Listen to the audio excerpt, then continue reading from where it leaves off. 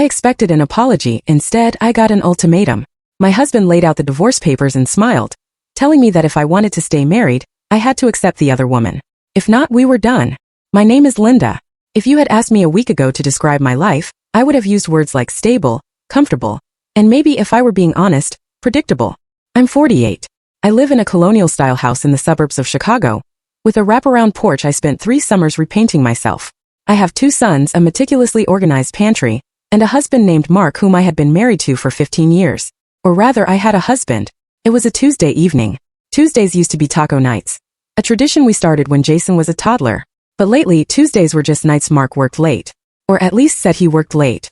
I was standing at the kitchen island, scrubbing a stubborn coffee ring off the granite countertop. The house was quiet.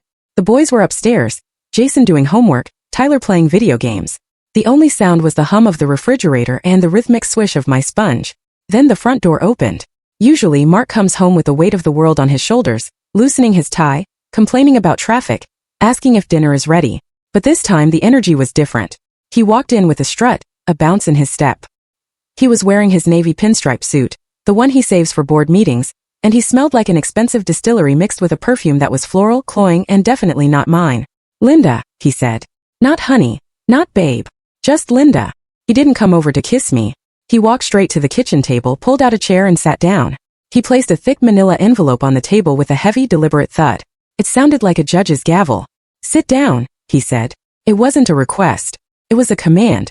I wiped my hands on a dish towel, my heart starting a slow, heavy thumping in my chest. "Dinner is in the oven, Mark. It's pot roast, your favorite.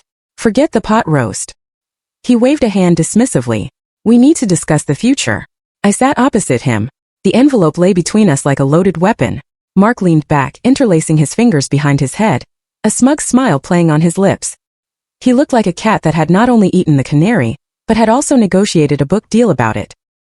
"Here is the situation," he began, his voice smoothed and practiced as if he were pitching a client. "I have met someone. Her name is Tiffany. She is 28. She works in marketing, and she makes me feel things I haven't felt in a decade. Passion, excitement, vitality." I felt the blood drain from my face, leaving my hands cold and numb.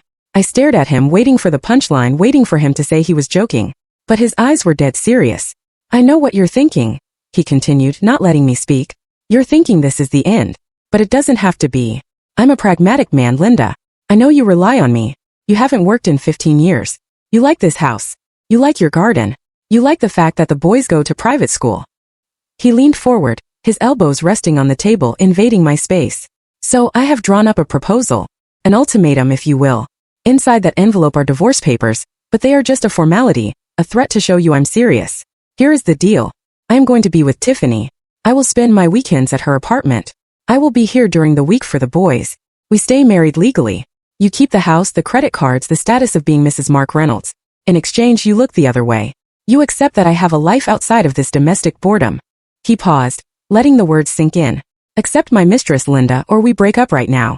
And if we break up, you know you can't survive out there alone. You're nearly 50. The job market isn't exactly begging for former accountants who haven't touched a spreadsheet since the Bush administration." He smirked. That smirk. It was the expression of a man who held all the cards.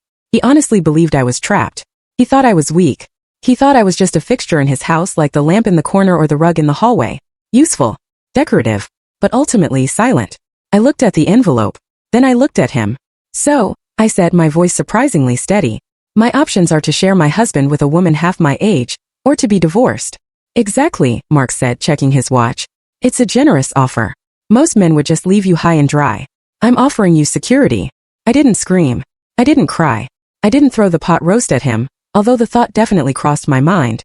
Instead, a strange clarity washed over me. It was like a fog lifting. I saw him not as the man I loved, but as a stranger.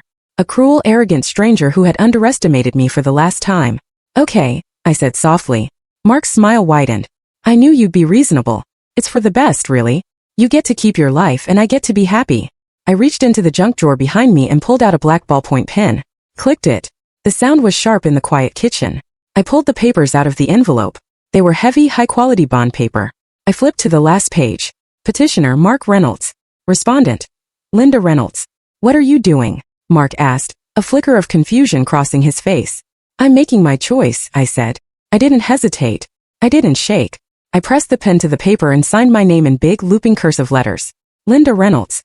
I dated it. Then I pushed the papers back across the table toward him. I choose the divorce, I said calmly. I'm done. Mark looked down at the signature. His eyes bulged. The smug smile vanished instantly, replaced by a look of pure, unadulterated panic. The blood drained from his face so fast he looked like he might faint. No, he stammered, reaching for the papers as if he could erase the ink with his bare hands. No, Linda, wait. You clearly misunderstood. I didn't mean. I was just trying to negotiate. You weren't negotiating, Mark. I stood up looking down at him. You were bullying. And you just bullied the wrong woman. Before I tell you what happened next, how I kicked him out and exposed his secrets, I need to take you back. You need to understand how we got here.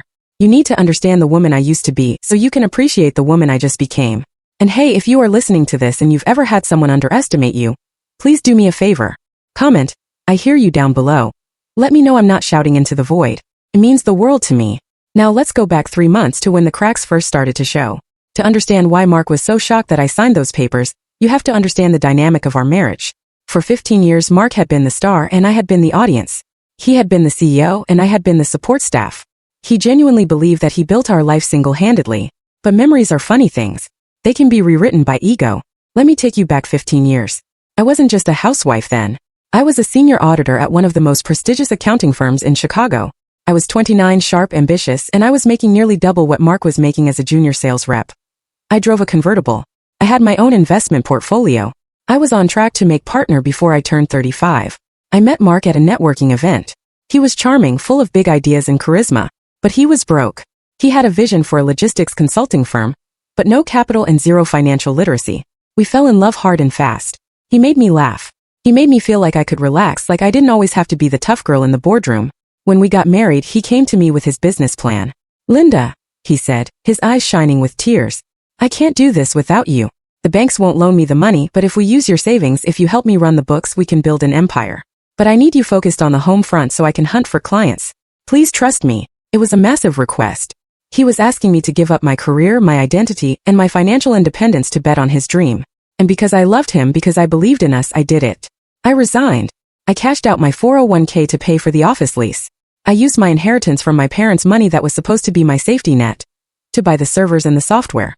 For the first 5 years, I was the unseen engine of his success. I sat at our dining room table until 2 a.m., breastfeeding Jason with one arm and doing Mark's payroll with the other. I caught tax errors that would have bankrupted him. I negotiated with vendors to lower costs. I was his CFO, his HR department, and his janitor, all for a salary of $0. I remember one night specifically. Mark had just landed his first big contract. He came home with a bottle of champagne. We drank it out of coffee mugs because we hadn't run the dishwasher. I couldn't have done this without you, Lynn, he whispered, kissing my forehead. This is our victory. You're my partner in everything. I held on to those words. I cherished them. But as the company grew, Mark's memory faded. Once the money started really rolling in, he hired a real accounting firm. He hired a flashy HR director. He slowly pushed me out of the business operations. You shouldn't have to worry your pretty head about numbers anymore, he told me one day, taking the files out of my hands. Just enjoy the life I'm giving you. Go to the spa. Take care of the boys. It sounded like kindness, but it was a demotion. The we became I. I bought this house. I paid for that vacation. My money. He conveniently forgot that his money grew from the seed of my sacrifice. He started treating me less like a partner and more like an employee he couldn't fire. The shift became undeniable about 3 months ago. We were at an industry awards dinner. Mark was receiving the Entrepreneur of the Year award. I was sitting at the table, clapping until my hands hurt, beaming with pride. After the ceremony, I went to the bar to get a glass of water. Mark was there, surrounded by a group of younger, hungry-looking businessmen. They didn't see me approach. Your wife is lovely, Mark, one of them said. Mark laughed, swirling his scotch. Yeah, Linda's great. She keeps the house standing. But man, sometimes I wish she had a bit more drive. You know, she's been out of the game so long. She doesn't understand the pressure I'm under. She lives in a bubble I pay for. Honestly, she'd be lost without me. She wouldn't know how to pay an electric bill if I didn't set up the autopay. The men laughed, a cruel bonding laughter. I stood there frozen. The ice in my glass rattled against the sides. I was the one who set up the autopay. I was the one who managed the household budget so he could buy his fancy suits. I was the one who had audited Fortune 500 companies while he was still struggling to figure out how to use Excel. I wanted to walk over there and dump my water on his head. I wanted to scream my credentials in his face. But I didn't. I swallowed the humiliation. I thought about Jason, who was struggling with algebra, and Tyler, who needed braces. I told myself it was just the alcohol talking. I told myself to be the good wife and not make a scene. That was the moment the seed of resentment was planted. I realized then that my husband didn't respect me. He tolerated me. And tolerance is a very fragile thing. I walked back to the table, put a smile on my face and pretended I hadn't heard a thing. But that night, as I lay in bed next to him, staring at the ceiling, I started to wonder. If I was so useless, why was he trying so hard to keep me in the dark? After that night at the awards dinner, the blinders were off. I started noticing things. Little things at first, then bigger, more alarming things. It was like living with a stranger who was wearing my husband's face. The first sign was the vanity. Mark had always been a decent-looking man, tall, broad shoulders, a bit of gray at the temples that distinguished him. But suddenly, he was obsessed with his appearance in a way that screamed midlife crisis. He started buying designer suits that cost $3,000 a pop. He joined an elite gym across town, the kind that costs more per month than our grocery budget. He claimed he needed to network while he worked out, even though he had a perfectly good treadmill and weights in the basement. Then came the scent. Mark had worn the same cedarwood aftershave for 10 years. I loved it. It smelled like home. But one Tuesday, he came home smelling like a walking department store perfume counter. It was musky, heavy, and undeniably trendy. "You changed your cologne?" I asked, leaning in to sniff his shirt collar as he dodged my hug. "God, Linda, stop sniffing me like a bloodhound," he snapped, pulling away. "It's savage. All the guys at the office are wearing it. Can't a man update his style without an inquisition?" "I was just asking," I said, hurt. "Well, stop asking. You're suffocating me," he muttered, heading upstairs to shower immediately, which was another new habit. He used to come home and crash on the couch. Now he went straight to the shower to scrub away the day, or the evidence. Then there was the phone guarding. This was the classic cliché, but it was shocking to see it happen in real life. Mark used to be careless with his phone. He'd leave it on the kitchen island face up while he went to play catch with the boys. I knew his passcode. 1234. Simple. Now the phone was glued to his palm. If he went to the bathroom, the phone went with him. If he took out the trash, the phone was in his pocket. He installed a privacy screen protector so I couldn't see the notifications even if I was sitting right next to him. One evening we were watching a movie. His phone buzzed on the coffee table. Instinctively, I reached for it to hand it to him.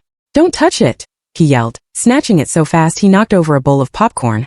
I pulled my hand back as if I'd been burned. The boys looked up from their iPads, eyes wide. "Work security protocols," Mark muttered, his face flushing red. "Client confidentiality. If you enter the wrong passcode, it wipes the data. I can't risk it." "I wasn't going to unlock it, Mark. I was just handing it to you. Just let me handle my own devices," he grumbled. But the moment that truly shattered my denial, the moment I knew this wasn't just a phase, happened 2 weeks ago. It was a Sunday morning. Mark was golfing, or so he said. I was cleaning out his car, the luxury sedan he insisted on leasing. He treated the car like a dumpster, leaving coffee cups and wrappers everywhere. I was vacuuming under the passenger seat, jamming the nozzle into the tight space between the seat and the center console. I heard a rattle, something plastic being sucked up but getting stuck. I turned off the vacuum and reached my fingers into the crevice. I pulled out a small glittering object. It was an earring. Not a diamond stud. Not a classy pearl like the ones I wore. It was a long dangly thing with cheap rhinestones and a bright pink feather. It looked like something a teenager would buy at a mall kiosk. It was tacky. It was loud. And it was definitely, absolutely not mine. I sat there in the driver's seat of my husband's car, holding that cheap piece of jewelry in my trembling palm. The sun was beating down through the windshield, but I felt freezing cold. My stomach dropped to my feet. When Mark came home, tossing his golf bag into the corner, I was waiting in the kitchen. I held the earring up. "Mark, who's this?" He didn't even flinch. He didn't look guilty. He looked annoyed. He glanced at the earring and let out a dry, dismissive laugh. "Oh, that? That must belong to Dave's daughter. I gave Dave a ride to the mechanic last week, and his kid was in the back seat. She's got all that glittery junk. Must have kicked it under the seat." I stared at him. Dave's daughter sat in the front seat? I asked, my voice tight, because I found this deep under the front passenger seat. She probably threw it up there. Who knows? Kids do weird stuff. Why are you obsessing over trash? Just toss it. He walked past me, opening the fridge to grab a beer. I stood there, clutching the earring so hard the metal post dug into my skin. Dave didn't have a daughter. Dave had 3 sons. I had been to Dave's house for a barbecue in July. I had watched his 3 boys jump on the trampoline. Mark had lied to my face. He had lied effortlessly, without blinking, without a shred of remorse. He thought I was stupid. He thought I was so disconnected from his life that I wouldn't remember his best friend's children. That was the moment the sadness ended. The grief evaporated, replaced by a cold, hard calculation. He thought I was just a nagging housewife. He forgot that I used to audit corporations for a living. If there were cracks in the books, I would find them. And if there were cracks in my marriage, I was going to find the source. I didn't toss the earring. I put it in my pocket. It wasn't trash. It was Exhibit A. That night, Mark fell asleep quickly, snoring loudly with the arrogance of a man who believes he is untouchable. I lay beside him for an hour, listening to the rhythm of his breathing, feeling a wave of repulsion every time he exhaled. At 1 a.m. I slipped out of bed. I went down to my office. I use quotes because over the years my workspace had become the household storage room. My desk was covered in Jason's hockey gear, piles of unpaid bills, and Tyler's unfinished Lego projects. I cleared a space, sat down, and opened my old laptop. I cracked my knuckles. It had been years since I did a forensic audit, but it's like riding a bike. You never forget how to follow the money. Mark thought he was clever changing his phone password, but he was lazy with his financial security. We had a joint checking account for household expenses, but I knew he had opened personal credit cards. He had switched all the statements to paperless about 6 months ago, claiming he was saving the environment. He forgot one crucial detail. I was the primary administrator on our home Wi-Fi network. I was also the one who set up his original email recovery questions 10 years ago because he kept forgetting them. Question: what was the name of your first pet? Answer: Buster. Question: what is your mother's maiden name? Answer: Collins. It took me less than 10 minutes to reset his email password. I logged in. The inbox loaded. And the floodgates opened. I didn't look for love letters first. In a divorce, emotions are messy, but numbers are absolute. Numbers don't lie. Numbers are the only truth that holds up in a court of law. I went straight to the trash folder. People always delete the incriminating emails but forget to empty the trash. There were dozens of confirmations. Open table reservation for 2 at the Onyx Room, Tuesday 7 p.m. Ticketmaster. 2 front row seats to the Beyoncé concert, $800. Expedia. Weekend booking at the Vineyard B&B, Napa Valley. My hand shook on the mouse. The Napa trip coincided with his regional sales conference. He had called me from that trip complaining about how boring the seminars were. He was lying in bed with her while complaining to me. Then I searched for financial alerts. I found statements for a Visa Black card I didn't know existed. The cardholder name was Mark Reynolds, but there was an authorized user, Tiffany Miller. I pulled up the PDF statements. The spending was nauseating. Victoria's Secret $450, Sephora $300, Tiffany & Company, the jewelry store, not the mistress, $2,200. I felt sick, physically sick. I looked at the dates. The jewelry purchase was on our anniversary. He had given me a card, just a card. He had told me things were tight this year because of the market downturn. But then I found something that made the room spin. I had to grab the edge of the desk to keep from falling off my chair. I logged into our investment portfolio. Mark handled the trades now, but my name was still on the account. I navigated to the sub-accounts labeled Jason College Fund and Tyler College Fund. These were sacred accounts. We had started them when the boys were born. I had put every cent of my inheritance into them. Mark's bonuses went there. It was supposed to be their future tuition, dorms, books. I clicked on Jason's account. It should have had nearly $85,000 in it. The balance read $412. I gasped, a strangled sound escaping my throat. I clicked on Tyler's account. Balance: $1,500. Gone. Over $100,000 gone. I checked the transaction history, my eyes blurring with tears of rage. Large withdrawals had been made over the last 6 months. Wire transfers. Wire transfer: $15,000. Recipient: Tiffany Luxury Apartments LLC. Memo: security deposit and lease. Wire transfer: $8,500. Recipient: Diamond District Jewelers. Wire transfer: $5,000. Date: October 12th. I stared at that date. October 12th was Tyler's birthday. Mark had told Tyler, "Sorry, buddy. Daddy's work is slow. We can't do the big Disney trip this year. Maybe next time." He had looked our 10-year-old son in the eyes, watched his face fall with disappointment, and pleaded poverty. And on that exact same day, he had wired $5,000 to his mistress. The rage that filled me wasn't hot. It wasn't the fiery anger of a scorned woman. It was ice cold. It was the absolute zero of a mother whose cubs had been attacked. He hadn't just cheated on me. That I could survive. He had stolen from our children. He had looted their future to pay for a studio apartment for a 20-something girl who liked pink feathers. This was financial abuse. This was fraud. This was embezzlement of marital assets.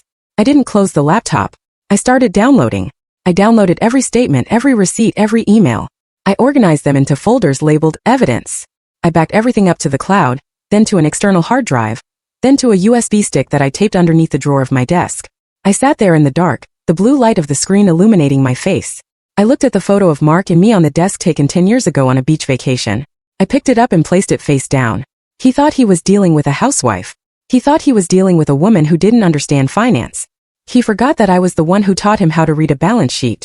I wasn't just going to divorce him. I was going to destroy him. I was going to leave him with nothing but his cheap cologne and his lies. I wiped my tears. I had work to do. Before I could execute my plan, I needed to check one last box. I needed to see if there was anyone in Mark's corner who still had a moral compass. I needed to know if I had any allies in this family. I called Martha, Mark's mother. Martha lived in a pristine condo downtown. She was the kind of woman who wore pearls to the grocery store and believed that appearances were the only currency that mattered. We had always had a strained relationship. She thought I was too career-focused when I was working and then too dowdy when I became a housewife. I could never win. But she was a grandmother. She loved Jason and Tyler. Surely, if she knew her son was robbing her grandsons blind, she would be outraged. I invited her over for tea 2 days after finding the bank statements. I sent the boys to a movie so we could talk privately.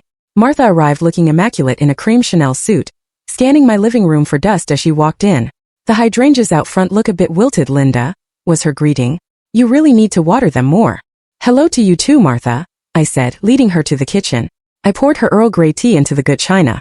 I didn't beat around the bush. I was too tired for small talk. "Martha," I said, sitting down across from her, "I'm worried about Mark. He's been distant. He's not coming home some nights. And I found evidence he's seeing someone else." I watched her face closely. I expected shock. I expected her to gasp, to reach for my hand. Instead, Martha took a slow sip of her tea, set the cup down with a delicate clink, and looked at me with a pitying, almost bored expression. "Oh, Linda," she sighed, adjusting her pearl necklace. "Don't be so naive." I blinked. "Excuse me. Mark is a successful man," she said, as if explaining gravity to a toddler. "He is under immense pressure. He runs a company. He provides this lavish lifestyle for you. Men like him have needs. They need an outlet. Sometimes they wander. It's not personal. It's just biology." I stared at her, my mouth slightly open. "Not personal, Martha? He's sleeping with a woman half his age. He's having an affair." "Well," she sniffed, looking me up and down with critical eyes. "Look at yourself, dear. You've let yourself go a bit, haven't you? You're always in those sweatpants. You look tired. A man like Mark needs excitement. He needs to be admired. Maybe if you put a little more effort into keeping him happy, lost 10 pounds, dyed your hair, he wouldn't need to look elsewhere." My blood boiled. "Are you blaming me for his cheating?" "I'm just saying," she waved a manicured hand. "That marriage is about compromise. You have a nice house. You don't have to work. You should be grateful. Don't blow up a good life over a little indiscretion. Just turn a blind eye. That's what women of our status do. We maintain the family dignity." I felt a cold knot tighten in my chest. She wasn't surprised. She probably already knew. "It's not just an indiscretion, Martha," I said, my voice dropping to a whisper. "He drained the boys' college funds. He stole Jason and Tyler's money. Over $100,000. He used it to pay for his mistress's apartment."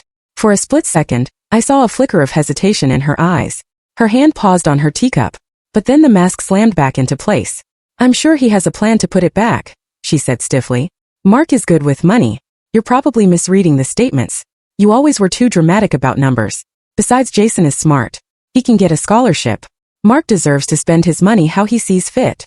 She stood up, brushing imaginary crumbs off her skirt. "My advice? Fix your hair. Cook him a nice dinner. And stop snooping. You'll thank me later. Don't be the bitter ex-wife, Linda. It's not a good look on you." As she walked out of my house, her heels clicking on the hardwood, I realized the rot went deep. Mark wasn't an anomaly. He was a product of his upbringing. He had been raised to believe he was the center of the universe, and any woman in his orbit existed solely to serve him. Martha was an enabler. She was a co-conspirator in my misery. She would sacrifice her own grandson's future to protect her son's ego. I locked the door behind her and leaned against it, taking a deep breath. I was completely alone. My husband was a thief, my mother-in-law was an accomplice, and my marriage was a lie. But realizing I was alone was the most liberating feeling I'd had in years. I didn't have to consult anyone. I didn't have to compromise. I didn't have to be nice anymore. I walked back to my office and printed 2 copies of every single document I had found. One set for my lawyer, Sarah, whom I had secretly retained that morning, and one set for the special surprise I was planning for Mark. Martha wanted me to fix my hair? Fine. I fixed my hair. I put on my war paint. And then I'd show her exactly what a dramatic woman could do to her precious son's reputation. Let's go back to the kitchen table where the ink on the divorce papers was still drying. Mark was staring at me, his face a mask of pure terror. The arrogant smirk was gone, replaced by the look of a man who realizes he has just stepped off a cliff he didn't know was there. You signed it," he whispered, his voice cracking. "Linda, stop. I was just..." I was trying to make a point. I didn't actually want a divorce. I was bluffing. I stood up, towering over him as he slumped in his chair. I felt 10 feet tall. You gave me a choice, Mark. Accept your mistress or break up. I chose to break up. You should be happy. You're free. Go be with Tiffany. Go find your vitality. But the house, he stammered, looking around the kitchen as if seeing it for the first time. The boys. Linda, be reasonable. You can't survive without me. You don't have a job. Who is going to pay the bills? Who is going to fix the car? I laughed. It was a cold, sharp sound. I fixed the dishwasher last week while you were working late. I balanced our budget for 15 years. I think I can manage. No, I mean, this is my house. Mark stood up, his face flushing red, trying to regain some dominance. I pay the mortgage. You can't just kick me out. Actually, I corrected him, my voice razor sharp. The deed is in both our names. But I have some news for you. While you were busy buying Tiffany that diamond pendant with Tyler's birthday money, I was busy hiring a lawyer. Mark froze. What? My lawyer, Sarah, filed an emergency motion this morning, I said, savoring every word. Based on documented proof of your adultery, and more importantly, financial fraud, specifically the embezzlement of our children's custodial accounts. The judge granted a temporary exclusive occupancy order. You are to vacate the premises immediately to prevent further dissipation of marital assets. Dissipation of assets? Mark repeated, looking like he was going to be sick. You looked at the accounts? I looked at everything, Mark. The apartment lease, the jewelry, the Napa trip. I have it all. I walked over to the hallway closet. And because I'm efficient, unlike you, I saved you the trouble of packing. I opened the closet door. Inside were 2 large suitcases bulging at the seams. I had packed them that morning while he was in the shower. I dragged them out and kicked them toward him. They slid across the hardwood floor and hit his expensive Italian shoes with a satisfying thud. What is this? He asked, looking at the bags with horror. Your clothes, your shoes, your toiletries. And of course that new cologne you love so much, I said. Get out. You can't do this, he shouted, his voice rising. This is insane. You're reacting emotionally. I am reacting legally, I said. If you don't leave in the next 5 minutes, I call the police. And I don't think you want a squad car parked out front. What would the neighbors think? What would your clients think? Mark looked at me, his eyes darting between the door, the papers, and my face. He saw something in my eyes he had never seen before, resolve. He realized that the doormat he had walked on for 15 years had suddenly turned into a bed of nails. He tried to switch tactics. The anger vanished, replaced by a slippery, desperate charm. He stepped toward me, reaching out a hand. Baby, listen, he cooed. I messed up. I messed up big time. But we can fix this. You know I love you. Tiffany means nothing. She's just a fling, a midlife crisis thing. It's over. I'll end it today. Just, let's talk about this. I swatted his hand away. She meant enough for you to steal from your own children. She meant enough for you to humiliate me. It's too late, Mark. I was your husband, he pleaded. You were. I said. Now you're my liability. And Mark, I'm a much better accountant than you are a liar. I pointed to the door. Out. Now. He looked at my face and saw that the door to reconciliation wasn't just closed. It was bricked over. He grabbed the suitcases, his knuckles white. He muttered curses under his breath, calling me names I won't repeat. He dragged the bags to the front door. He struggled with the handle, his dignity in tatters. You're making a huge mistake, Linda. He spat as he opened the door to the cool evening air. You'll come crawling back when the bills come in. You'll see. You're nothing without me. Give my regards to Tiffany, I said calmly. I hope she likes pot roast. I slammed the door in his face. I threw the deadbolt. Then the second lock. Then the security chain. I leaned my forehead against the cool wood of the door, my heart hammering against my ribs. I listened. I heard the thump-thump of the suitcases going down the front steps. I heard the car door slam. I heard the engine rev aggressively as he peeled out of the driveway. I didn't cry. I felt a surge of adrenaline so strong my hands were shaking. I had done it. The parasite was gone. But then the silence of the house settled around me, and I realized the hardest part was just beginning. I turned around and looked up the stairs. 2 shadows were standing at the top landing. Jason and Tyler were watching. My heart shattered into a million pieces seeing them there. Tyler, my sweet 10-year-old, was clutching his favorite stuffed dinosaur, Rex, looking absolutely terrified. Jason, my 16-year-old, stood with his arms crossed, leaning against the banister, his face unreadable but his eyes dark. I had wanted to protect them. I had wanted to do this quietly while they were at school. But Mark's arrogance had forced my hand. I walked to the bottom of the stairs, trying to stop my hands from trembling. Boys, come here. They came down slowly. Tyler ran to me and buried his face in my stomach. Jason walked behind him, stiff and silent. I led them to the living room, and we sat on the oversized beige sectional. Was that Dad? Tyler asked, His voice muffled against my sweater. Why did he have suitcases? Is he going on a trip? I took a deep breath. I had read books on how to tell kids about divorce. Keep it simple. Don't blame. Reassure them. But how do you not blame a man who stole their college money? Dad isn't going on a trip, buddy, I said, stroking Tyler's hair. Dad and we are going to live apart for a while. Is it because of the lady? Tyler asked. I froze. I looked at Jason. He was staring at the floor, picking at a loose thread on his jeans. What lady? I asked gently. Jason looked up. His eyes were red-rimmed. Mom, stop. We know. You know, I whispered. We know about Tiffany, Jason said, his voice surprisingly deep, sounding so much older than 16. He sounded tired. How? Jason pulled his phone out of his pocket. He opened Instagram and navigated to a profile. He handed the phone to me. She's not exactly private, Mom. Her profile is public. The algorithm suggested her to me because she follows Dad. She tags him in stories. Date night with my silver fox. She posts photos of the gifts. I took the phone. There it was. Tiffany _Miller_XO. Blonde, pouting lips, overly filtered photos. And there was Mark, my husband, smiling like a fool in a selfie, holding a glass of wine, kissing her cheek. I scrolled down. Photo of a diamond necklace. Caption, he spoils me. Hashtag blessed. Date 2 weeks ago. I looked at Jason, horrified. How long have you known? A month, Jason said, his voice cracking slightly. I saw a text pop up on his phone when we were driving to practice. It said, can't wait to see you, baby. It wasn't your number. I searched the number. Then I found her Insta. Why didn't you tell me? I asked, tears finally spilling over. I didn't want to hurt you, Jason said, looking away. I thought maybe it was just a phase. I thought he would stop. I didn't want to ruin everything. I pulled Jason into a fierce hug, dragging Tyler into the pile. Oh honey, you shouldn't have had to carry that secret. That wasn't your job. You are a kid.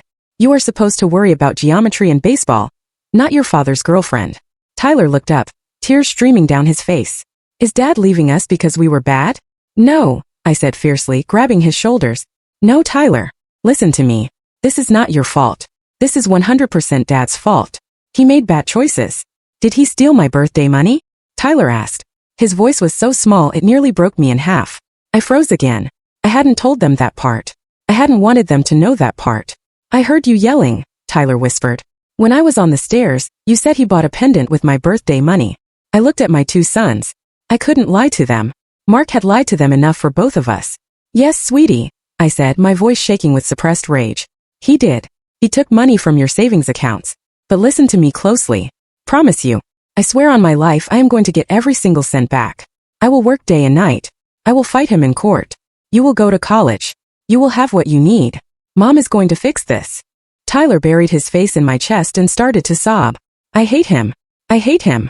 Jason looked at the window where Mark's car had driven away. His jaw was set tight, a muscle jumping in his cheek. He tried to text me just now, Jason said quietly. What did he say? He said you were having a mental breakdown. He said you were hysterical and that we should pack a bag and come with him to the apartment. And what do you think? I asked, holding my breath. Jason looked me in the eye. I texted him back. I said, don't bother. I saw the pictures, Dad. You're a loser. I let out a breath I didn't know I was holding. My son wasn't confused. He was angry, and he was on my side. Okay, I said, wiping my face. Okay, we are going to be okay. But right now I don't want to cook. And I definitely don't want pot roast. Pizza? Tyler asked, sniffing. 3 large pizzas, I declared. Extra pepperoni. And breadsticks. And soda on a school night. We sat on the living room floor that night, eating out of the boxes, watching Marvel movies. It was a small act of rebellion, a reclaiming of our space. The house felt emptier without Mark's booming voice and his constant demands for service, but it also felt lighter. The toxicity was gone. I looked at my boys, their mouths covered in tomato sauce, and I made a silent vow. Mark thought he could strip us of our assets and our dignity. He thought he could walk away to his fantasy life without consequences. He was wrong. I had the house. I had the kids. And I had the evidence. Phase 1 was complete. Eviction. Phase 2 was about to begin, the reality check. Mark was about to find out that living with a high-maintenance mistress in a studio apartment wasn't quite the dream he imagined. A week passed. A week of silence from the divorce courts, but plenty of noise from the gossip mill. I wish I could say I was a fly on the wall in Tiffany's apartment, but I didn't need to be. We live in a connected world, and word travels fast in the suburbs. Plus, Mark, in his infinite stupidity and arrogance, hadn't removed me from the shared family Uber Eats account yet. I watched the decline of his paradise through digital receipts. It was almost poetic. For the first 2 days he tried to maintain the illusion. Tuesday, sushi bar. Order total $120. Wednesday, prime steakhouse delivery. Order total $150. He was trying to show Tiffany that nothing had changed, that he was still the high roller. But I knew exactly how much cash he had access to. I had frozen the joint checking account the morning after I kicked him out. His personal credit cards were near their limit from all the gifts he had bought her. By Thursday, the orders changed. Thursday, McDonald's 2 Big Macs and a Happy Meal. Friday, Taco Bell, $15. Saturday, no order. Then I got a call from a mutual friend. Sarah. Not my lawyer Sarah, another Sarah, who worked in the same corporate building where Tiffany was a marketing intern. Linda, Sarah whispered into the phone, clearly hiding in a bathroom stall. You didn't hear this from me, but Mark looks terrible. Do tell, I said, leaning back in my kitchen chair, sipping my morning coffee. I felt remarkably refreshed. I had slept 8 hours for the first time in months. Apparently, Tiffany's luxury apartment is a studio. Sarah giggled. The leasing photos used a wide-angle lens. It's basically a shoebox. And Mark, well, he's been wearing the same 2 suits all week. They're wrinkled. He looks like he slept in them. He probably did, I said. Or on the floor. And Tiffany, Sarah continued. She's been complaining to everyone in the break room loudly. She said Mark snores like a freight train and keeps her awake. She said he expects her to cook dinner when she gets home. And she doesn't even know how to boil an egg. She told the receptionist, I didn't sign up to be a housewife. I laughed out loud. It was a deep belly laugh that felt like healing. Of course he did. Mark hadn't cooked a meal, done a load of laundry, or picked up a wet towel in 15 years. He expected a hot dinner on the table at 6:30 p.m. sharp. He expected his shirts laundered, starched, and hung in color-coded order. He expected a magical house fairy to manage his life. Tiffany wasn't a house fairy. She was a high-maintenance influencer wannabe who was dating Mark for the lifestyle she thought he had. She wanted the dinners and the gifts, not the dirty socks and the snoring. Sarah said they were arguing in the parking lot yesterday, the friend continued. Screaming match. Something about him not having his car. Ah yes. I smiled, petting the dog. The lease on the Mercedes is in my name. My credit score was always better than his. I reported it as unauthorized use to the leasing company on Wednesday. They probably repossessed it while he was at work. You are ruthless, Sarah said, sounding impressed and a little scared. I'm just getting started, I replied. That evening my phone rang. It was Mark. I let it go to voicemail. He called again and again. Finally I picked up, putting it on speaker so Jason could hear at his request. What do you want, Mark? Linda, please. His voice sounded ragged. He sounded exhausted. The smooth, arrogant tone from a week ago was gone. I can't live like this. The apartment is the size of a closet. The AC is broken and it's 80 degrees in here. And the car? Did you really have the car towed? Seriously, it's my car, Mark. Read the lease agreement. I can't have unauthorized drivers operating my vehicle. Liability issues. You understand. I have to take the bus to work, he whined. Do you know how humiliating that is? I'm a vice president. Former VP, if you don't get your sales numbers up. I reminded him cheerfully. How's Tiffany? Is she enjoying the public transit lifestyle? She's stressed, he muttered. She says the apartment is too small for 2 people. She needs her space. Look, can I just come by to get some more clothes? Maybe grab a decent meal. The boys miss me, right? I looked at Jason. He shook his head vigorously and made a gagging motion, slicing his finger across his throat. The boys are fine, I said. In fact, we're great. And no, you can't come by. You wanted a new life, Mark. You wanted the younger woman and the excitement. Now you have it. Enjoy the bus. Enjoy the studio apartment. Enjoy the vitality. Linda, I'm starving, he whispered. And for a second he sounded like a pathetic child. She doesn't cook. She ordered pizza 3 nights in a row. A cent greener on the other side. It was just artificial turf painted over a septic tank. But he hadn't hit rock bottom yet. Not even close.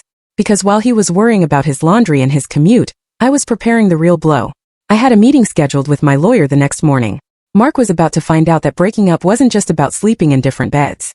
It was about dividing the spoils of war. And then there was a new rumor starting to circulate. A rumor that Tiffany had started. Something about a baby. Mark was desperate. Tiffany was greedy. And things were about to get very, very messy. The morning of our first legal mediation meeting, the sky was a bruised purple, threatening a storm that never quite broke. It felt appropriate. I sat in the conference room of Sarah's law firm. A sleek, glass-walled office that smelled of lemon polish and billable hours. Sarah, my lawyer, was a shark in a silk blouse. She had reviewed the files I downloaded, the evidence folder, and her only comment had been a low, impressed whistle. He's dead in the water, Linda, she had said. But expect him to thrash. Narcissists don't go down quietly. Mark arrived 10 minutes late. He walked in with a lawyer who looked like he advertised on the back of a bus bench. Mark was wearing one of his older suits, wrinkled at the elbows, and he looked tired. His eyes were bloodshot, and he had a nervous tick in his jaw I hadn't seen since the recession of 2008. He didn't look at me. He sat down, opened a frantic-looking folder, and let his lawyer speak. My client, the lawyer began, his voice nasally and irritating, is seeking a 50-50 split of all marital assets, including the marital home. Furthermore, given that Mr. Reynolds is currently experiencing temporary housing instability, he is requesting spousal support until his living situation stabilizes. I almost choked on my water. Spousal support? From me, the woman whose inheritance he had pilfered? Sarah didn't blink. Mr. Reynolds is currently employed as a VP. Mrs. Reynolds has been a homemaker for 15 years. In what universe does she owe him support? In a universe where she has a substantial inheritance trust and he has expenses, Mark's lawyer said. Mark finally looked at me. There was a desperate, malicious glint in his eyes. We know about the trust fund, Linda. I know your parents left you more than what you put into the company. I want half. It's marital property, commingled assets. It's not commingled, Sarah cut in sharply. It's in a separate trust. But let's talk about what is commingled. Let's talk about the $100,000 missing from the children's custodial accounts. She slid a piece of paper across the table. It was a spreadsheet I had created, color-coded and terrifyingly accurate. It showed every transfer to Tiffany Miller and luxury vendors. Mark turned pale. He grabbed the paper, his hands shaking. This is an invasion of privacy, he sputtered. She accessed her own accounts and accounts where she is a guardian, Sarah corrected. And in the state of Illinois, dissipation of marital assets for an extramarital affair is a serious offense. We aren't just looking at divorce, Mark. We are looking at potential fraud charges if you don't cooperate. I thought that would end it. I thought he would fold. But I underestimated Tiffany's influence on him. Or maybe I underestimated how low he was willing to sink. Mark leaned forward, a sneer replacing his fear. You want to play hardball, Linda? Fine, let's talk about custody. Let's talk about the environment at home. My mother tells me you've been unstable, depressed, drinking. That is a lie, I said, my voice icy. Is it? And there's one more thing, Mark said, dropping the bomb he had clearly been saving. Tiffany is pregnant. The room went silent. The air left my lungs as if I'd been punched in the gut. That's right, Mark said, seeing the shock on my face. She's carrying my child, a sibling for Jason and Tyler. And the courts look very favorably on fathers who need to provide for a newborn. If you try to destroy me financially, you are taking food out of an innocent baby's mouth. Do you really want to be that monster, Linda? I stared at him. A baby? He had destroyed our family, stolen our son's college money, and now he was starting a new family with a woman who helped him do it, and he was using that unborn child as a human shield to extort money from me. I felt a wave of nausea, but I forced it down. I looked at Sarah. She gave me a subtle nod. Don't react. Don't give him the satisfaction. We will require proof of paternity and medical records, Sarah said calmly. Until then, get out of our office. Mark stood up, buttoning his jacket with trembling fingers. You'll see. Mom is already knitting booties. You're going to lose, Linda. You're old news. Tiffany is the future. He walked out. I sat there for a long time, staring at the grain of the wood table. Is it true? I whispered. Can he take the house because of a new baby? It complicates things, Sarah admitted, her face grim. Judges don't like to leave newborns homeless. If she's really pregnant, and if he claims poverty, we might have a fight on our hands. I drove home in a daze. My mind was racing. Pregnant. Tiffany was pregnant. It felt like the final nail in the coffin. But then my accountant brain kicked in. Wait. I remembered the credit card statements. I remembered the charges from 3 weeks ago. There was a charge at a sushi restaurant, high-end sushi, raw fish. And the week before that, a charge at a wine bar, 2 bottles of Cabernet. And the pharmacy charges? Not for prenatal vitamins. For red nail cream. Something pregnant women are strictly told to avoid. I gripped the steering wheel. Something didn't add up. Mark said she was pregnant. His mother was knitting booties. But Tiffany was eating sashimi and drinking heavy reds. I wasn't just a scorned wife anymore. I was an auditor, and I smelled a discrepancy in the books. The pregnancy was the variable that didn't fit the equation. If Tiffany was pregnant, she was taking a massive risk with her lifestyle choices. Or she was lying. I spent the next 2 nights doing what I do best, digging. Mark had blocked me on social media, and Tiffany's profile was now set to private, probably on Mark's advice after Jason saw the photos. But the internet is written in ink, not pencil. My heartburn is killing me. Welcome to equality, I said. Better learn how to use a microwave. Or maybe Tiffany can cook you some of that passion you were talking about. I hung up. Mark was beginning to realize that the grass won nothing is ever truly hidden. I created a burner account on Instagram. I used a stock photo of a landscape and named it Chicago Foodie 999. Then I started searching. I didn't search for Tiffany Miller directly. I searched for her friends. I remembered a photo Jason had shown me earlier, a group shot of Tiffany with two other girls at a brunch. One of them was tagged Jessica_Styles_Chicago. I went to Jessica's profile. It was public. And there, in her stories from 24 hours ago, was a video. It was a boomerang of clinking glasses. Caption: Girls' night out at Tiffany_M, killing the tequila shots. I paused the video and zoomed in. There was Tiffany in a tight black dress, throwing back a shot of tequila with salt and lime. Pregnant women don't do tequila shots. So, the pregnancy was a lie. A leverage play. A way to guilt me into a settlement and get Mark's mother on board. It was despicable, but it was also a tactical error, because now I knew they were poisoning themselves. But I kept digging. Why would she lie? Was it just for Mark's money? But Mark didn't have money anymore. I had frozen it. She had to know he was broke. Why stick around? Unless Mark wasn't her only iron in the fire. I went back to Google. I searched Tiffany Miller Chicago marketing. I found her LinkedIn. It was polished, impressive. But then I saw a recommendation from a year ago. Tiffany is a dedicated professional. Robert Vance, CEO of Vance Logistics. Vance Logistics. That sounded familiar. It was a competitor to Mark's firm, but much, much bigger. A real empire. I clicked on Robert Vance's profile. He was handsome, older, maybe early 50s. Distinguished. Silver hair, kind eyes. He looked like the kind of man Mark desperately wanted to be, but never quite achieved. I went to Facebook. I searched Robert Vance. His profile was locked down, but his cover photo was public. It was a photo of him and a woman on a boat in Lake Michigan. They were smiling. The wind in their hair. The woman was wearing a wide-brimmed hat and sunglasses, but I recognized that chin. I recognized that smile. It was Tiffany. My heart stopped. I stared at the screen. Were they dating? Was she cheating on Mark with this Robert guy? I zoomed in on the photo.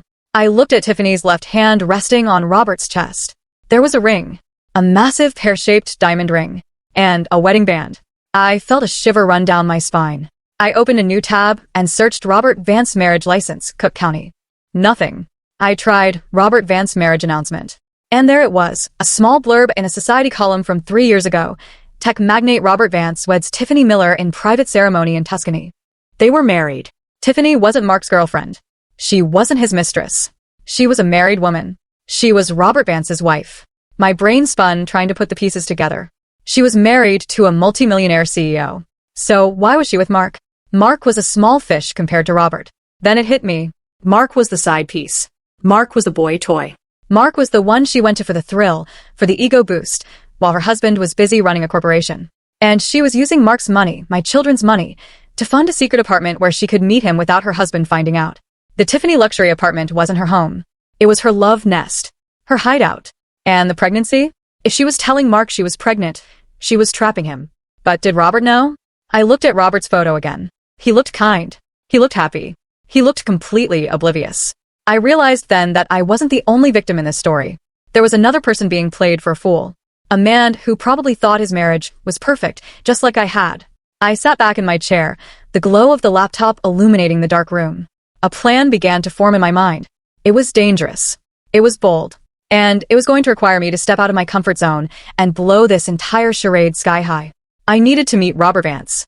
I tracked Robert down the old-fashioned way. I called his executive assistant at Vance Logistics and claimed I was a forensic accountant conducting a routine audit on a vendor partner, which wasn't entirely a lie in spirit. I asked for 15 minutes of his time to discuss a sensitive discrepancy involving a mutual associate. He agreed to meet me at a coffee shop near his office in the Loop. Neutral ground. When I walked in, I recognized him immediately. He looked even better in person than in the photos. He had a presence, calm, authoritative, but with weary eyes. He stood up when he saw me, buttoning his suit jacket. A gentleman. Mrs. Reynolds, he asked, extending a hand. I'm Robert Vance. My assistant said this was urgent. It is, I said, shaking his hand. Please sit down and call me Linda. We ordered coffees. I waited until the waitress left before I pulled out my manila envelope. I was getting very good at carrying these envelopes. Mr. Vance, Robert, I started, my voice steady. I don't know how to say this gently, so I'm just going to say it. I believe our spouses are knowing each other very well. Robert blinked. He took a sip of his black coffee, his expression unchanging. I'm sorry, I don't follow. My husband, Mark Reynolds. He left me 2 weeks ago for a woman named Tiffany Miller. A woman he claims to be his girlfriend. A woman he claims is pregnant with his child. Robert set his cup down. The ceramic clinked loudly against the saucer. My wife's name is Tiffany Vance. Her maiden name was Miller. Yes, I said. And I believe she is living a double life. I slid the photos across the table. The screenshots from Instagram before she went private, the receipts for the apartment, the photos Jason had taken. Robert picked them up. His hands were large and steady. But as he flipped through the images, Mark and Tiffany kissing, Mark and Tiffany at the apartment, Mark buying her jewelry, his face went gray. It was the color of old ash. He stared at a photo of Tiffany wearing the pendant Mark had bought with Tyler's birthday money. She told me her grandmother gave her this, Robert whispered. His voice was hollow. She said it was a family heirloom. My husband bought it 3 weeks ago, I said gently, with money stolen from my son's college fund. Robert closed his eyes. He took a deep, shuddering breath. I travel, he said quietly. I travel 3 weeks out of the month. Asia. Europe. She said she was lonely.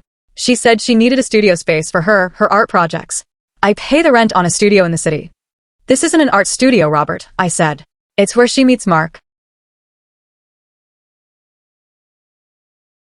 He looked at me, pain etching deep lines around his mouth. She's pregnant. That's what Mark says.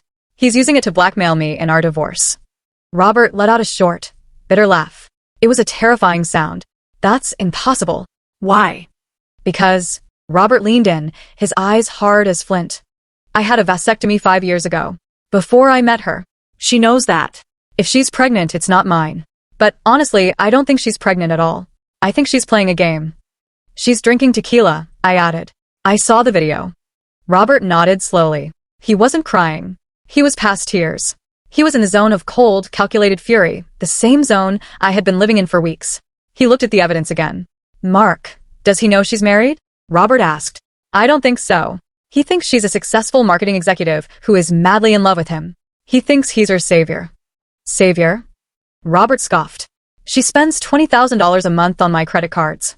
She drives a Porsche I paid for. If she leaves me for him, she leaves with nothing. We have a prenuptial agreement. An ironclad one. Infidelity voids her spousal support. He looked up at me. Why are you telling me this, Linda?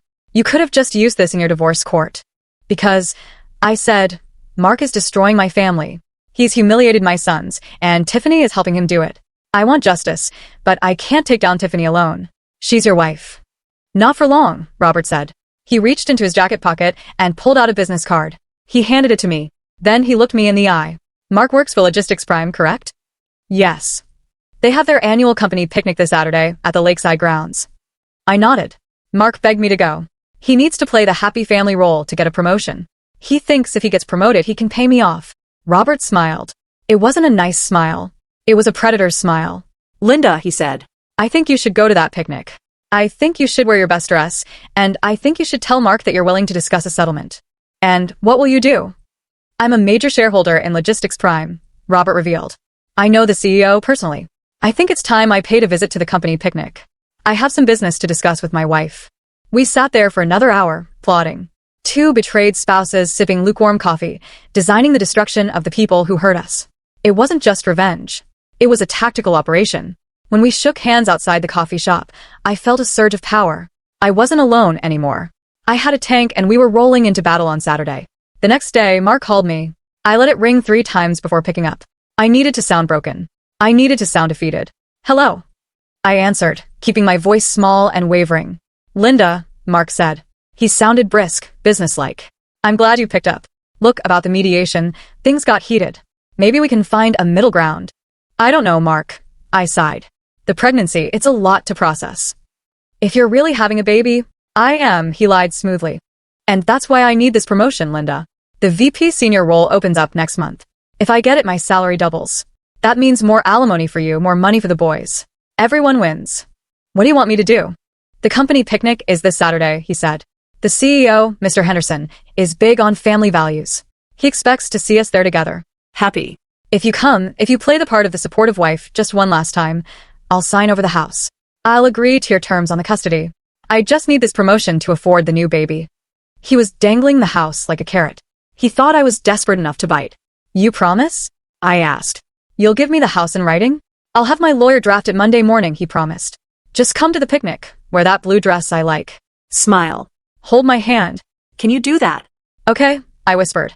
I'll do it. For the boys. Good girl, he said. The condescension dripped from the phone. I knew you'd see reason. I'll pick you up at 11. No, I said quickly. I'll drive myself. I have some errands to run beforehand. I'll meet you there. Fine. Just don't be late. And Linda, look presentable. No sweatpants. I hung up and stared at the phone. Good girl. He had called me like a dog, like a trained pet. Saturday morning arrived with a blazing sun. I didn't wear the blue dress Mark liked. That dress was for the submissive wife, the woman who faded into the background.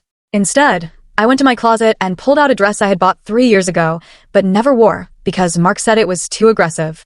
It was a tailored crimson red sheath dress. It fit like armor. I paired it with my highest heels. I spent an hour on my hair, blow-drying it into sleek, sharp waves.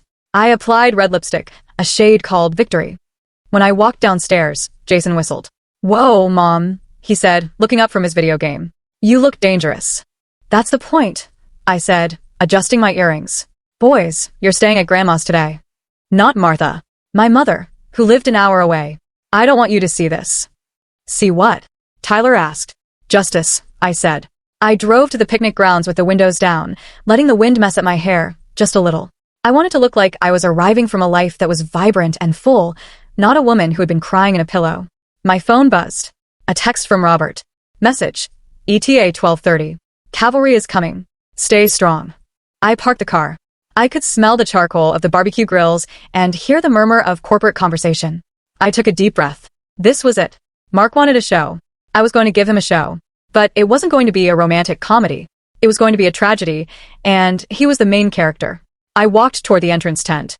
I saw Mark standing near the coolers, holding a beer, laughing with his boss. He looked confident. He looked happy. He had no idea that in less than an hour, his entire world was going to burn to the ground. The Logistics Prime annual picnic was held at a sprawling lakeside park. It was the kind of event that screamed corporate forced fun. There were red and white checkered tablecloths, a bouncy castle for the kids that looked dangerously underinflated, and a DJ playing Celebration by Cool and a gang at a volume that made conversation impossible. I scanned the crowd. It was a sea of polo shirts and khakis. Mark was standing near the very important person tent, chatting with Mr. Henderson, the CEO. When Mark saw me, his eyes widened. He excused himself and rushed over, grabbing my elbow a little too tightly. You're here, he hissed, looking me up and down. And you're wearing red? You said look presentable. I smiled, pulling my arm away. I thought red was festive. It stands out, he grumbled. You're supposed to blend in. Whatever, just smile. Mr. Henderson is watching. We walked over to the CEO. Mr. Henderson was a jovial man with a white mustache and a firm handshake. Linda, good to see you, he boomed. Mark was just telling me about the new expansion plans. This man is a machine.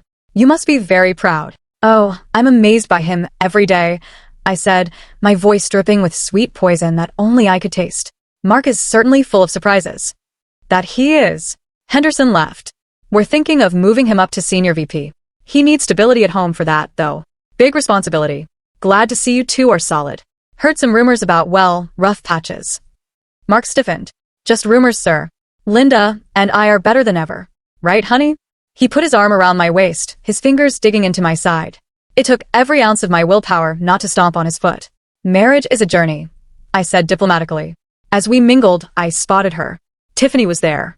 The audacity of it took my breath away. She wasn't standing with Mark, obviously.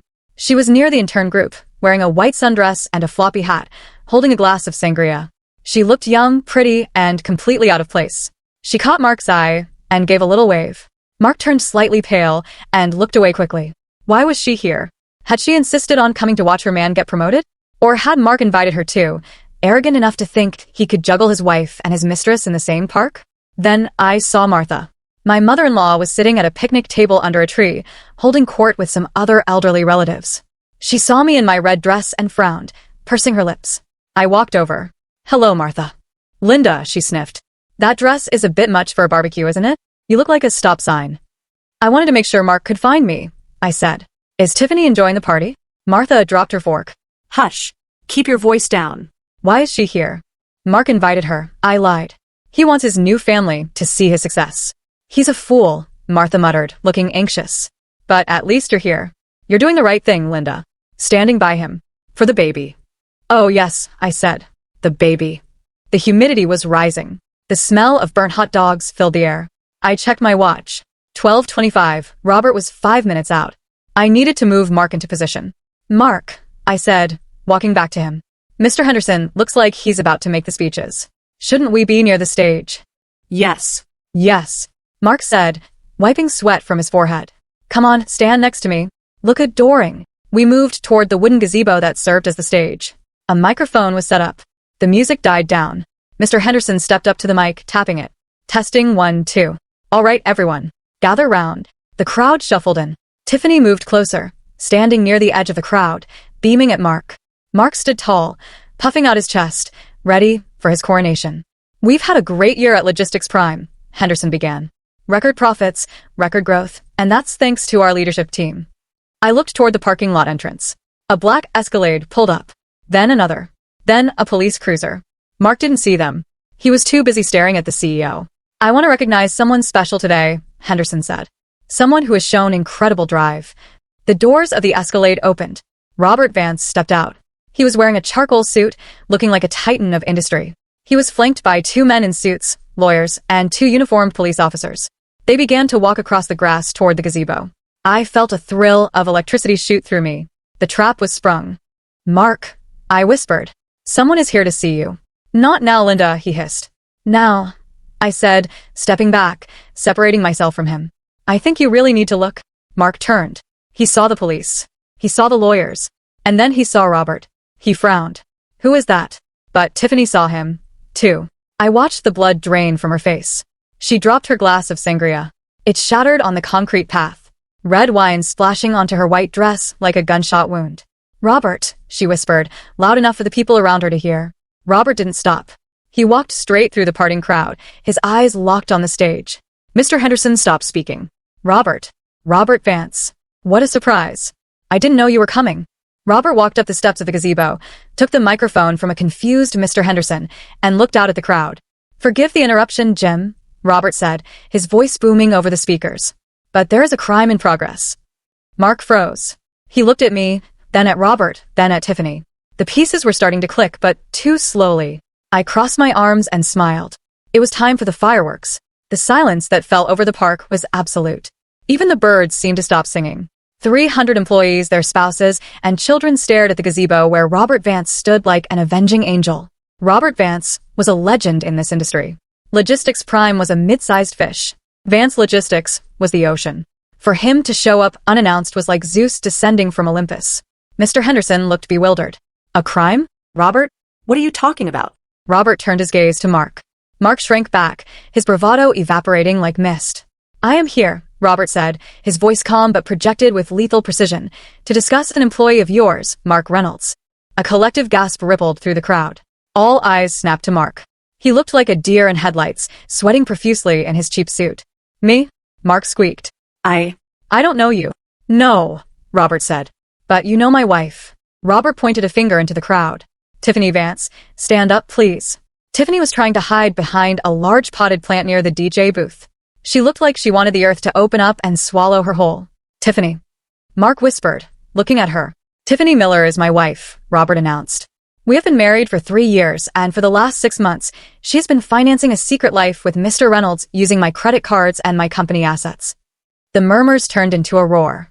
People were whispering, pointing. I saw Martha clutching her chest, her face turning a sickly shade of gray. But that's not all, Robert continued. In the process of investigating my wife's infidelity, I uncovered something that concerns your company, Jim. Robert motioned to one of the lawyers who stepped up and handed a thick file to Mr. Henderson. Mr. Reynolds hasn't just been stealing from his own family, Robert said, looking directly at me for a split second. A nod of acknowledgement. He has been approving fraudulent invoices. He has been funneling Logistics Prime money into a shell company called TM Consulting, Tiffany Miller Consulting, to pay for their vacations, to pay for her apartment. Mr. Henderson opened the file. His face went from confused to furious in 3 seconds. He looked at the invoices. He looked at Mark. Mark. Henderson roared. Is this true? Did you sign off on these vendor payments? It was a misunderstanding. Mark stammered, holding his hands up. I can explain. It was an investment, a marketing consultation. Marketing. Robert scoffed into the mic. My wife is an unemployed art history major. She doesn't know the first thing about logistics marketing. Then Robert delivered the coup de grace. The moment we had planned for. The pregnancy lie. And finally, Robert said, looking at Mark with pure pity. I hear there is a rumor of a baby. A miracle child that Mr. Reynolds is expecting with my wife. Mark straightened up slightly. Yes. She's pregnant. That's why we need understanding. Robert shook his head slowly. He reached into his pocket and pulled out a folded piece of paper. He held it up. This is a medical record, Robert said. From my urologist dated 5 years ago. I had a vasectomy. A successful one. And Tiffany, well, she has an IUD. We discussed it with her doctor last year. He paused for effect. There is no baby, Mark. She played you just like you played your wife. The crowd erupted. Laughter. Shock. Cheers. Mark turned to Tiffany. You lied. But the booties.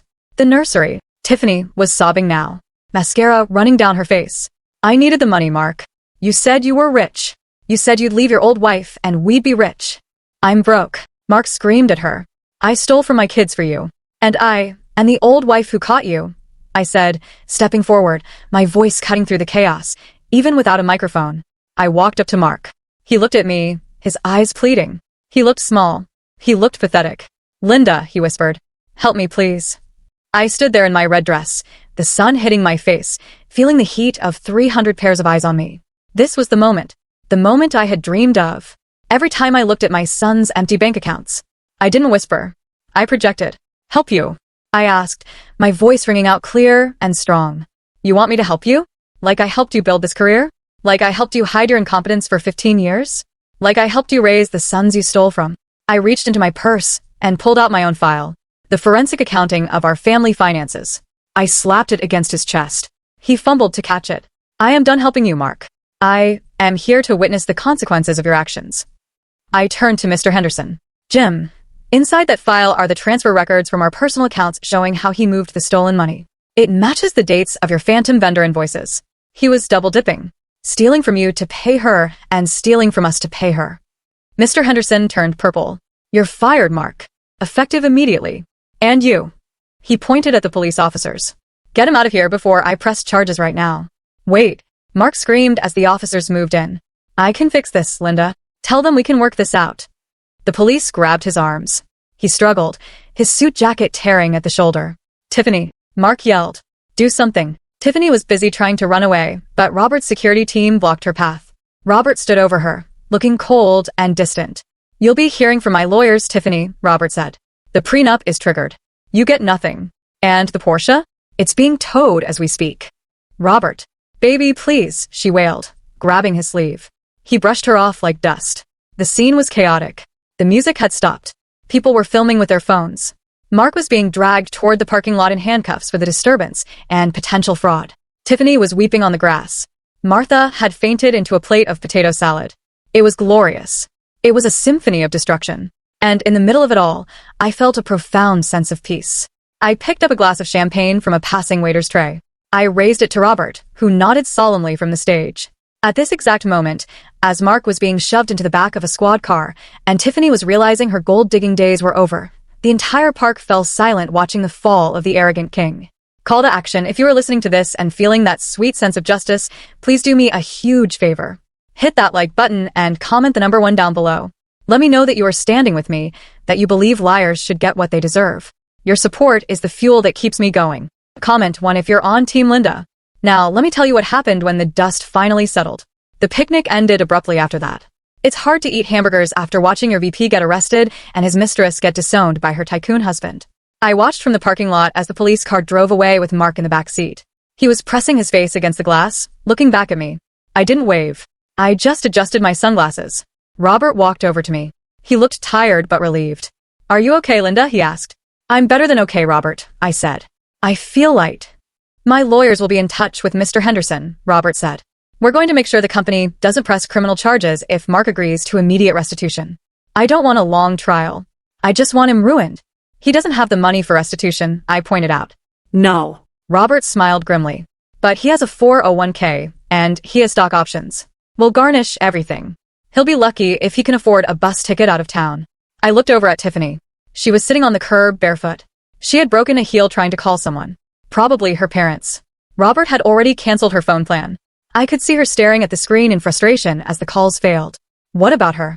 I asked. I'm filing for an annulment based on fraud, Robert said. She lied about her identity, her background, everything. She's going back to Kansas or wherever she crawled out of. She's not my problem anymore. I got into my car, Mark's leased Mercedes, which I had reclaimed. I drove home in silence, but my mind was loud with victory. When I got home, the house was quiet. The boys were still at my mom's. I walked into the kitchen, the same kitchen where Mark had slammed the divorce papers down just 2 weeks ago. It felt different now. It felt like my house. I poured myself a glass of iced tea and sat at the table. My phone buzzed. It was a text from Martha. Message: how could you? You humiliated him. You ruined the family name. I am in the hospital with palpitations. I typed back slowly. Reply: Mark ruined the family name when he became a thief. Get well soon, Martha. And don't ask me for money for the bill. Then I blocked her number. An hour later, my lawyer called. Linda, Sarah said, sounding cheerful. I just got a call from Mark's lawyer. He's fired Mark as a client. Apparently, Mark's check bounced. I laughed. So, who is representing him? A public defender, probably. Or he'll have to represent himself. Either way, he's desperate. He wants to settle. He's willing to give you everything. So, custody, the house, the remaining assets, if you just convince the company not to send him to jail? Let him sweat for a night, I said. I'll think about it tomorrow. That night, I slept like a baby. No snoring, no lies, no anxiety, just the peaceful silence of a woman who had taken out the trash.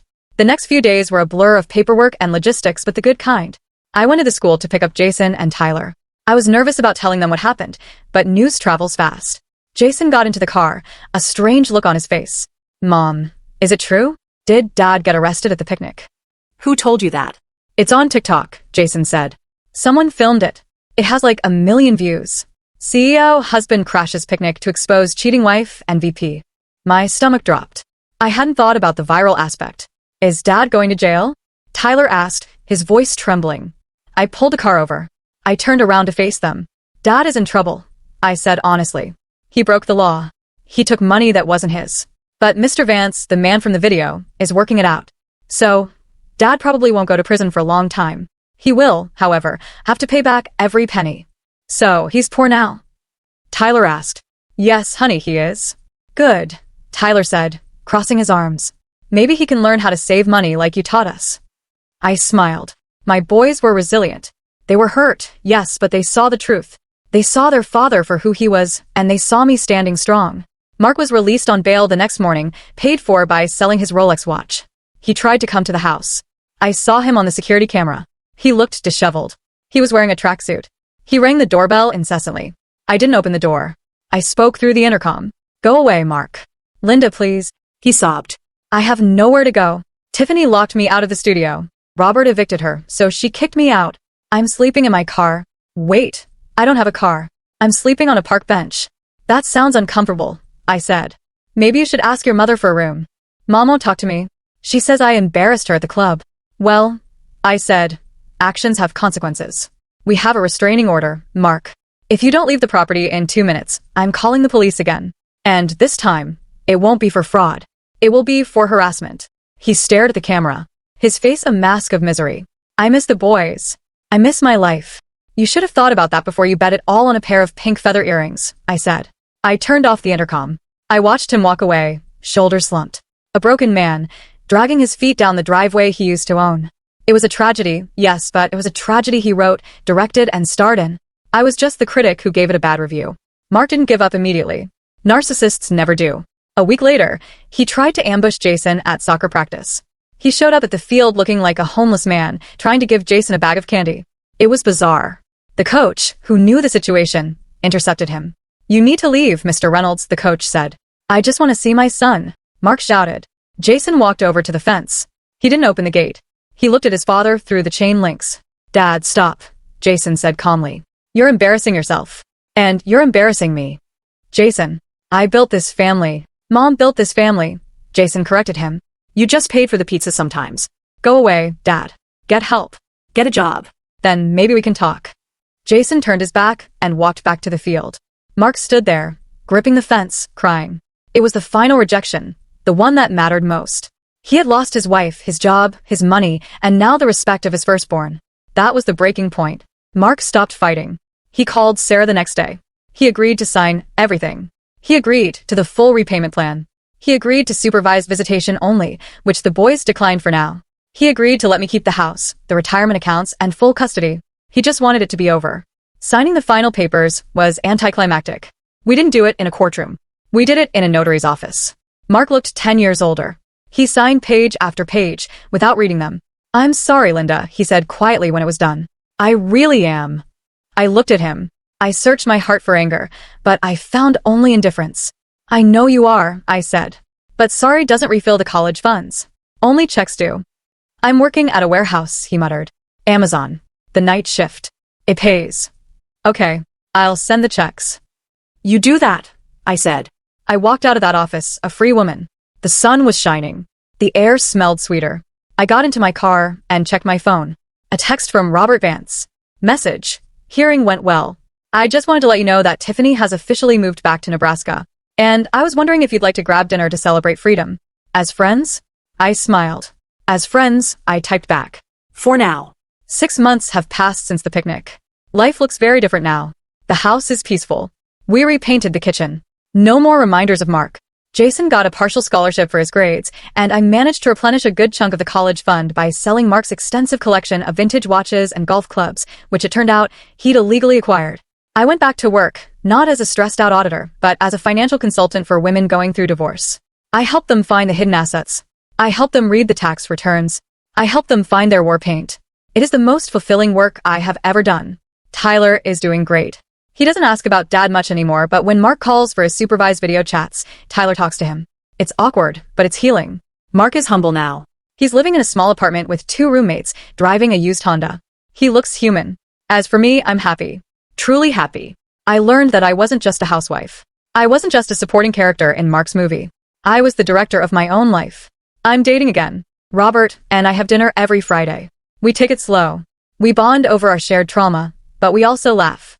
We laugh a lot. He respects me. He asks for my advice on business. He treats me like an equal. Last week, I was cleaning out the junk drawer, the same one where I found the pen to sign the divorce papers. I found that cheap pink feather earring. I looked at it and smiled. I didn't throw it away. I put it in a small box on my desk. A reminder. A reminder that sometimes the worst thing that happens to you is actually the best thing. If Mark hadn't cheated, if he hadn't been so arrogant, I would still be asleep. I would still be the woman wiping the counter, waiting for permission to live.